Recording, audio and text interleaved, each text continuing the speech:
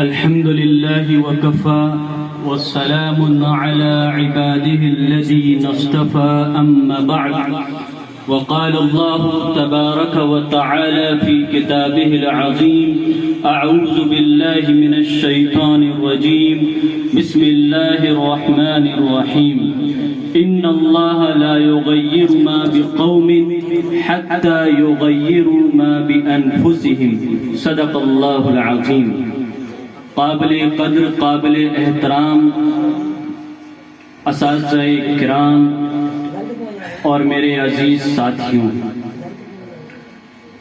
آج یوم جمہوریہ کی مناسبت پر میں آپ حضرات کے سامنے ایک مقالہ پیش کرنا چاہتا ہوں جو اس حقیر طالب علم نے خود تیار کیا ہے. میرے مقالے کا موضوع ہے آئین ہند کی امتیازی خصوصیات. آئین ہند جس کو ہم کانسٹیٹیوشن کہتے ہیں، سمویدھان کہتے ہیں، اس کی کیا خصوصیات ہیں، اور دوسرا اس کا موضوع ہے ہماری ذمہ داریاں. آئین ہند کی مختصر تاریخ، یعنی اس کانسٹیٹیوشن، اس سمویدھان کی ہسٹری کیا ہے، اس کی تاریخ اور اتہاس کیا ہے. انگریزوں کے خلاف جنگ آزادی کی شروعات مسلمانوں نے کی اور ایک لمبے عرصے تک اکیلے ہی میدان میں سرگرم عمل رہے. پھر بعد میں برادران وطن یعنی غیر مسلمین اس جنگ آزادی میں شریک ہوئے. باشندگان ہند نے ایک جسم ہو کر برطانوی قوم سے مقابلہ کیا اور بالآخر یہ ملک آزاد ہوا. اس ملک کو سارے مذاہب، سارے دھرموں کے لوگوں نے مل کر آزاد کرایا تھا. آزادی کے 3 سال کے بعد ڈاکٹر بھیم راؤ امبیڈکر جی کی قیادت میں 26 نومبر 1949 عیسوی کو آئین ہند منظور کیا گیا، جس کو 26 جنوری 1950 میں نافذ کیا گیا، لاگو کیا گیا. اس کو تیار کرنے میں مسلمانوں کا ایک اہم کردار رہا ہے. آئین ہند کی امتیازی خصوصیات: 1 نمبر، اقتدار اعلیٰ یا حاکمیت. دستور نے ہندوستانی عوام کو سرچشمہ اقتدار مانا. ہند یونین ایک با اقتدار اور غیر مذہبی خود مختار عوامی جمہوریہ ہے، یعنی ہندوستان کی جو عوام ہے یہی سرکار کو لائے گی اور یہی سرکار کو گرائے گی، اور اس میں کوئی بھی تفریق کسی بھی مذہب کی نہیں، کسی بھی غریب اور امیر کی نہیں. یہ اس دستور کی امتیازی خصوصیت ہے. اسی طرح سے ملک کی تاریخ میں پہلی مرتبہ بلا تفریق و تخصیص ہر بالغ مرد و عورت کو ووٹ دینے کا حق دیا گیا ہے، جس کے ذریعے ریاستیں قائم ہو سکتی ہیں. دنیا کی تاریخ میں اب تک اتنی بڑی پارلیمنٹری جمہوریت کسی ملک میں قائم نہیں ہوئی. باحوالہ جمہوریہ ہند کا دستور اساسی از عمر ہاشم کدوائی. دوسری اس کی خصوصیت غیر مذہبی جمہوریت. دستور کی دوسری خصوصیت یہ ہے کہ اس نے ملک میں غیر مذہبی جمہوریت قائم کی، یعنی ہر مذہب کو یکساں حیثیت حاصل ہے. کسی مذہب یا ذات سے تعلق رکھنے والے کسی بھی ہندوستانی کو شہریت کے کسی حق سے محروم نہیں کیا گیا، اور نہ اس کے ساتھ کسی قسم کی تفریق کی جا سکتی ہے. یہ اس کانسٹیٹیوشن اور سمویدھان کی خصوصیت ہے. تیسری بات اس کی خصوصیت یہ ہے بنیادی حقوق، جس کو ہم فنڈامنٹل رائٹس کہتے ہیں. یہاں کے ہر شہری کو اپنی رائے ظاہر کرنے کی آزادی حاصل ہے. اسی طرح سے آزادی خیال اور آزادی مذہب حاصل ہے، یعنی کسی انسان کی کوئی سوچ ہو، کسی انسان کا کوئی خیال ہو، وہ اس کو حاصل ہے سمویدھان کے اعتبار سے. اسی طرح سے ہر شہری کو سرکاری ملازمتیں، نوکریاں حاصل کرنے کا حق حاصل ہے. بڑے سے بڑا عہدہ ہر شہری بلا کسی امتیاز و تفریق کے حاصل کر سکتا ہے۔ اس آئین نے چھوٹی چھوت چھات کو مکمل ختم کر کے اسے کسی بھی شکل میں جرم قرار دیا ہے۔ آئین نے مسلمانوں اور دیگر مذاہب والوں کو اپنی تہذیب و تمدن، زبان اور رسم الخط کو قائم اور برقرار رکھنے کی مکمل آزادی دی ہے۔ یہ تین اس کی خصوصیات تھیں۔ اب اس کے بعد ہماری ذمہ داریاں کیا ہیں؟ یہ ادنا سا طالب علم ہندوستان کے 130 کروڑ باشندوں سے بڑے ہی ادب و احترام سے یہ سوال کرتا ہے، یعنی ابھی تک ہم نے یہ دیکھا کہ یہ خصوصیات ہیں، یہ سب سمویدھان میں ہیں۔ اب ہم پریکٹیکل پر غور کرتے ہیں ہندوستان کی، کہ ہم لوگ یہ غور کریں کیا واقعی ہر ذات والے کو شہریت کے مکمل حقوق دیے جا رہے ہیں؟ کیا واقعی ہر شہری کو اپنی رائے رکھنے اور آزادی خیال کا حق دیا جا رہا ہے؟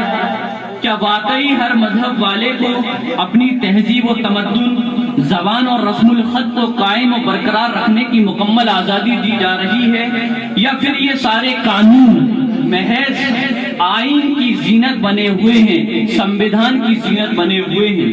اس وقت ہند کا ہر باضمیر شخص جس کے اندر تھوڑی سی بھی غیرت ہو اور تھوڑی سی بھی اس کے اندر ضمیر ہو، وہ اس کو محسوس کر رہا ہے کہ ہمارا ملک کسی اور راہ پر جا رہا ہے، کسی اور راستے پر جا رہا ہے، اور ہند کی اکثریت کو یہ سمجھایا جا رہا ہے کہ یہ ملک صرف ایک ہندو تہذیب و تمدن کے ماننے والوں کا ہے، اور اس ملک میں منو اسمرتی لاگو کر کے اس کو ہندو راشٹر بنانا چاہیے۔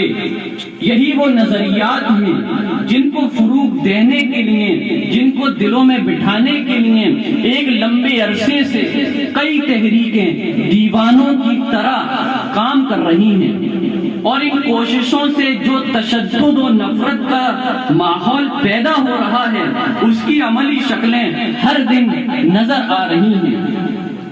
اب یہ تھا پریکٹیکل۔ اب اس پریکٹیکل کو دیکھنے کے بعد ہندوستان کی 130 کروڑ عوام کی ذمہ داری کیا ہے، یا وہ لوگ جن کے اندر کچھ بھی غیرت و ضمیر باقی ہے؟ جن ذمہ داریوں کو میں ذکر کرنے جا رہا ہوں اس کا سب سے پہلا مخاطب میں خود ہوں، اور وہ ذمہ داریاں مندرجہ ذیل ہیں۔ سب سے پہلی مسلمانوں میں کام ہے۔ ہند کے مسلمانوں کو حقیقی مسلمان بنانے کی مکمل کوشش کرنا، ان کے اندر حقیقت ایمان کو پیدا کرنا اور ارتداد کی ہواؤں سے ان کو بچانا وقت کا ایک اہم تقاضا ہے، کیونکہ جب مسلمان بذات خود نہیں بدلیں گے تو حالات کیسے بدلیں گے؟ قرآن اس آیت پر شاہد ہے جس کو میں نے شروع میں پڑھا تھا، ان اللہ لا یغیر ما بقوم حتی یغیروا ما بانفسهم، کہ جب تک مسلمان اپنے آپ کو نہیں بدلیں گے حالات نہیں بدلیں گے۔ اس کے بعد دوسری جو بات ہے وہ یہ ہے کہ باطل کا مقابلہ کرنے کے لیے جذبہ پیدا کرنا، ظلم کا خاتمہ کرنے کے لیے جذبہ پیدا کرنا۔ قرآن نے یہ بات پہلے ہی ارشاد فرما دی، وَقَاتَلُوهُمْ حَتَّى لَا تَكُونَ فِتْنَةٌ وَيَكُونَ الدِّينُ كُلُّهُ لِلَّهِ۔ فضائے بدر پیدا کر فرشتے تیری نصرت کو، فضائے بدر پیدا کر فرشتے تیری نصرت کو، اتر سکتے ہیں گردوں سے قطار اندر قطار اب بھی۔ اس کے بعد ان کو ہندوتوا نظریے کے بارے میں بتایا جائے، ان کو آئین ہند کے مطابق جو ان کو فنڈامنٹل رائٹس دیے گئے ہیں، بنیادی حقوق دیے گئے ہیں، وہ ان کو بتائے جائیں، ان کو ان کی جنگ آزادی کی قربانیاں بتائی جائیں، ان کو مخاطب کر کے کہا جائے تو مرد مسلمان ہے تو پیغام عمل دے، تو مرد مسلمان ہے تو پیغام عمل دے، اٹھ اور زمانے کے مقدر کو بدل دے۔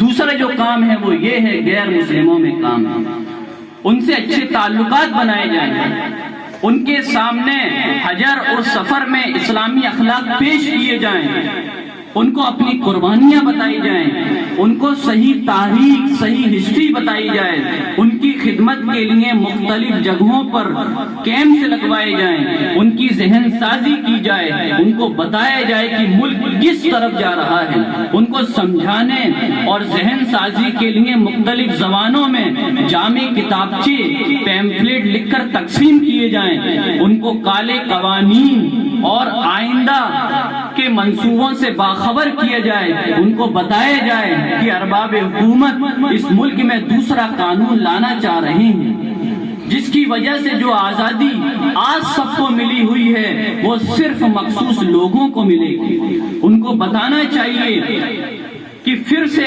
اس ملک کے لیے سب کو ایک ساتھ میدان میں آنا پڑے گا۔ ان کو مخاطب کر کے کہا جائے، نہ سمجھو گے تو مٹ جاؤ گے اے ہندوستان والو، نہ سمجھو گے تو مٹ جاؤ گے اے ہندوستان والو، تمہاری داستان تک بھی نہ ہوگی داستانوں میں۔ اور تیسری اور بنیادی جو کام ہے، جو اس وقت کا سب سے بڑا تقاضا ہے، وہ یہ کہ آنے والے جو الیکشن ہیں اس میں جو ایسے لوگ ہیں جو دانشور ہیں، جو انٹلیکچوئل ہیں، جو علماء ہیں، جو کسی تنظیم اور کسی محلے کے ذمہ دار ہیں، وہ اپنی عوام کی صحیح رہنمائی کریں، اور جو عوام ہیں وہ اپنے بڑوں سے صحیح رہنمائی حاصل کریں۔ جو جس علاقے کا ہو، جس شہر کا ہو، جس قصبے کا ہو، اس شہر میں کیسے وہ ایسی حکومت لے آئیں جو باطل حکومت کو ہرا دے، جن کے عزائم غلط ہیں، جن کی سوچیں غلط ہیں، جن کے منصوبے غلط ہیں، وہ کیسے ابھی ہار جائیں تاکہ ایک وقت کرنے کا موقع ملے۔ ایسا نہ ہو کہ غصے میں اور جذبات میں کوئی غلط فیصلہ لے لیا جائے اور پھر کام کرنے کا جو وقت مل سکتا تھا وہ بھی ہاتھ سے چلا جائے اور دن اب سے بھی بدتر ہوتے چلے جائیں۔ یہ تین بنیادی کام ہیں۔ اللہ سے دعا ہے کہ اللہ مجھے بھی آپ کو بھی ان ساری باتوں پر عمل کرنے کی توفیق عطا فرمائے۔ وما علینا الا البلاغ۔